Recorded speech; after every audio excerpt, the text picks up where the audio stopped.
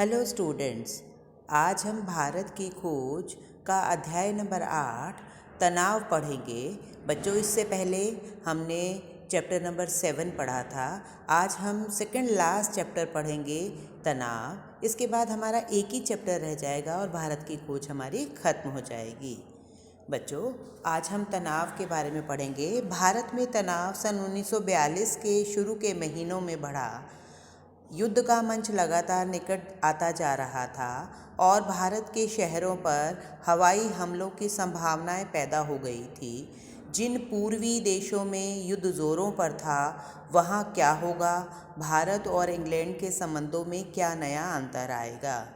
बच्चों, जैसे कि आप लोगों को पता ही है कि हमारा वर्ल्ड वार जो है वो 1943-44 के बीच शुरू हुआ और भारत में 1942 के शुरू के महीनों में ही तनाव बहुत अधिक बढ़ गया था और युद्ध का मंच लगातार निकट आ रहा था। अर्थात युद्ध की जो स्थितियां थी वो हमारे समीप आती हुई हमें दिखाई दे रही थी। चारों ओर तनाव का माहौल था।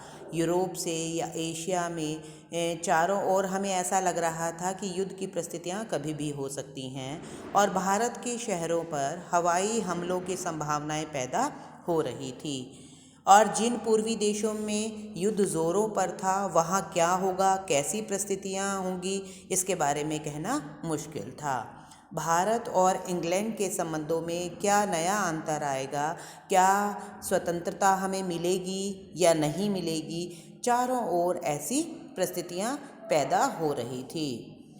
उसके बाद हमारा है चुनौती, भारत छोड़ो प्रस्ताव, क्विट इंडिया मूवमेंट कि हमारे सामने क्या चुनौती थी।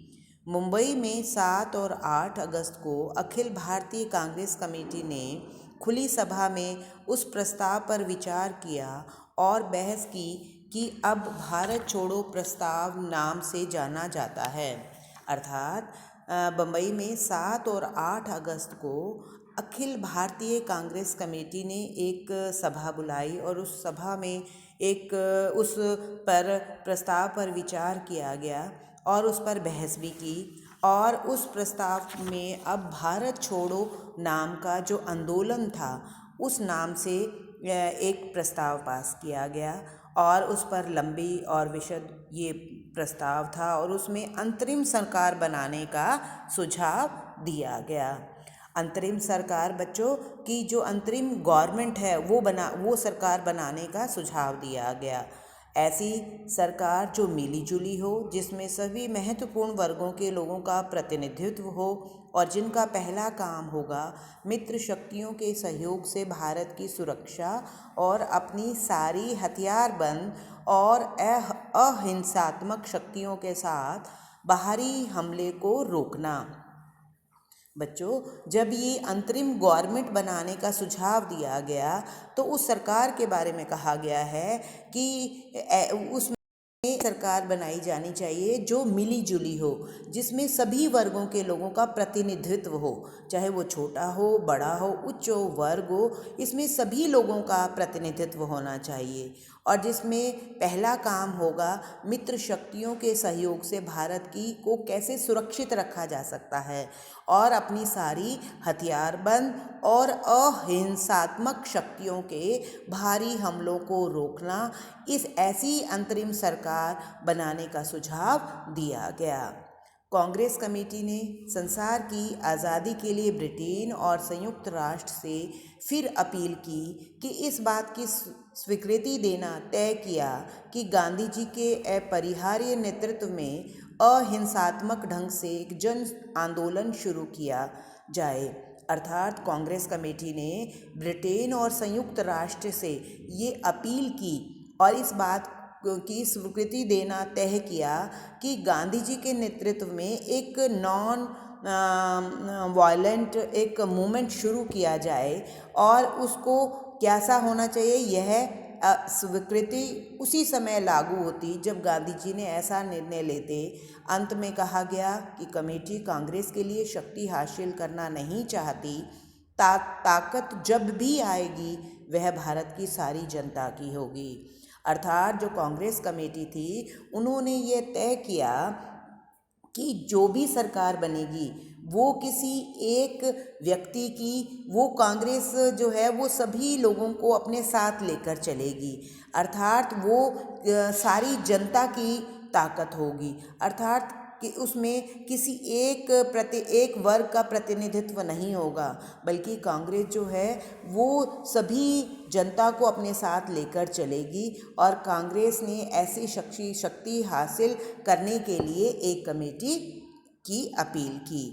अपने समापन भाषणों में कांग्रेस सभापति मौलाना अबुल कलाम आज़ाद, सभापति मीन्स बच्चों क्या होता है, प्रेसिडेंट, के अपने जो समापन भाषण था उस भाषण के अंत में कांग्रेस प्रेसिडेंट मौलाना अबुल कलाम आज़ाद और गांधी जी ने यह स्पष्ट कर दिया कि उनका अगला कदम होगा ब्रिटिश सरकार के प्रतिनिधि और वाइस रॉय से मुलाकात करना। उनका जो अगला कदम था वो उन्होंने ये तय किया कि ब्रिटिश सरकार के प्रतिनिधियों से मिला जाएगा और वाइस रायों से मुलाकात की जाएगी और ख़ास संयुक्त राष्ट्र के मुख्य अधिकारियों से एक सम्मानपूर्ण समझौते के लिए अपील करना। और उन्होंने जो उनके संयुक्त राष्ट्र के मुख्य अधिकारी थे उनके सामने एक समझौते की अपील की। 8 अगस्त 1942 को काफ़ी रात गए यह प्रस्ताव अंततः पास हो गया। कुछ घंटों बाद 9 अगस्त की सुबह बम्बई में और पूरे देश में अनेकों स्थानों पर बहुत सी गिरफ्तारियां हुई और इस तरह हम अहमदनगर के किले में आए। अर्थात ये किसके बारे में कहा गया है, ये हमने जो पहला चैप्टर पढ़ा था अहमदनगर का किला, उसमें नेहरू जी की गिरफ्तारियां हुई, अर्थात बड़े बड़े नेताओं की गिरफ्तारियां हुई और लोगों ने गिरफ्तारियां क्यों दी, ताकि वो भारत को आज़ाद करा सकें। और ये जो चैप्टर है ये पूरी की पूरी भारत की खोज नेहरू जी ने जो है वो लिखी है। अर्थात इसमें उन्होंने ये लिखा है कि 8 अगस्त 1942 को काफ़ी रात को एक प्रस्ताव पास कर दिया गया और कुछ ही घंटों के बाद 9 अगस्त की सुबह बम्बई में और पूरे देश में अनेक बड़े बड़े नेताओं ने, स्वतंत्रता संग्राम क्रांतिकारियों ने गिरफ्तारियां दी। इस प्रकार हम अहमदनगर किले में आए। तो बच्चों ये हमारा छोटा सा चैप्टर था, ये चैप्टर हमारा खत्म होता है। धन्यवाद।